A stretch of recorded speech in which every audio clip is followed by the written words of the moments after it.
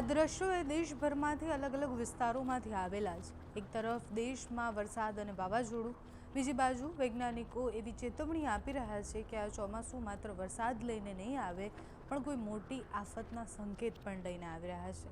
કારણ કે ગઈકાલે દિલ્હી, એનસીઆર અને હરિયાણામાં 70થી 80 કિલોમીટર પ્રતિ કલાકની ઝડપે પવન ફૂંકાયો એટલો ભયાનક હતો કે ત્યાં બધું જે હતું એ ઉડવા લાગ્યું।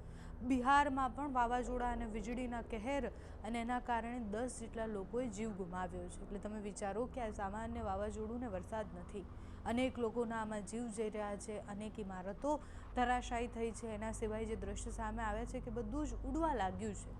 ગુજરાત સિવાય દેશના અલગ અલગ તમામ રાજ્યોમાં પ્રી મોન્સૂન સક્રિય છે। હવામાન વિભાગે મધ્યપ્રદેશ, છત્તીસગઢ, ઝારખંડ, જમ્મુ કાશ્મીર, ઉત્તરાખંડ, હિમાચલ પ્રદેશ, પંજાબ સહિતના 22 રાજ્યોમાં વરસાદ અને વાવાઝોડાનું ઓરેન્જ એલર્ટ આપેલું છે। એટલે હજુ આગામી દિવસોમાં આ વરસાદ અને વાવાઝોડું વધારે ભયાનક થઈ શકે છે।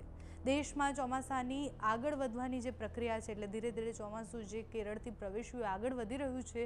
3 દિવસની અંદર એ ઝારખંડ, છત્તીસગઢ, ઓડિશા, ઉત્તર પ્રદેશ બધું જ કવર કરી લેશે। 8 દિવસમાં ચોમાસું દેશના 17 જેટલા ભાગોને કવર કરે। જો કે મુંબઈમાં હજુ સુધી ચોમાસાની ગતિ શરૂ નથી થઈ। રાજસ્થાનમાં ધૂળની ડમરીઓ ઉડતા હોય એવા દ્રશ્ય સામે આવ્યા હતા। ફરી એકવાર એ ધૂળ ભરી આંધી જે છે એ આવે એવી સંભાવના છે। કોકણ, ગોવા અને બધા જ વિસ્તારોમાં ભેજવાળું વાતાવરણ છે। કર્ણાટક, કેરળના દરિયાકાંઠા અને સમુદ્ર વિસ્તારમાં ભારે પવન ફૂંકાઈ રહ્યો છે, કારણ કે ત્યાં એક સિસ્ટમ બનેલી છે। બંગાળની ખાડીમાં પણ એક સિસ્ટમ બનેલી છે અને એના કારણે તમે જોયા એવા ભયાનક દ્રશ્યો સર્જાયા છે દેશના અનેક વિસ્તારોમાં। વૈજ્ઞાનિકોની જે આગાહી છે એમનું એવું કહેવું છે કે આ વખતે હવામાન સામાન્ય નથી રહેવાનું।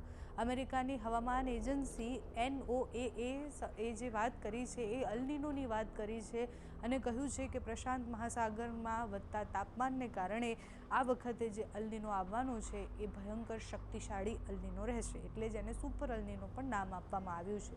નિષ્ણાંતોનું કહેવું છે કે 63% સંભાવના એવી છે કે આ વર્ષની અંત સુધીમાં અલ નીનો 1950 પછીના સૌથી મોટા અને સૌથી અસરકારક હવામાન ઘટનાક્રમમાંથી એક ઘટનાક્રમ રહેશે।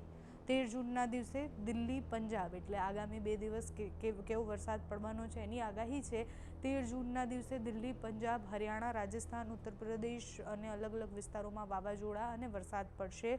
ભારતના પહાડી વિસ્તારોમાં કરા પડવાની સંભાવના છે। કેરળ અને કર્ણાટકના દરિયાકાંઠાના વિસ્તારમાં પણ ભારે વરસાદની આગાહી કરવામાં આવી છે। ગુજરાતના વાતાવરણમાં પણ પલટો આવવાનો છે, પણ એની પહેલાં ગઈકાલે જે મુંબઈથી દ્રશ્ય આવ્યા કે પછી અમૃતસરથી જે દ્રશ્ય આવ્યા, એટલે પંજાબ અને હરિયાણાની જે સ્થિતિ હતી ત્યાંથી જે ભયાનક દ્રશ્ય આવ્યા છે તેના પર કરીએ નજર।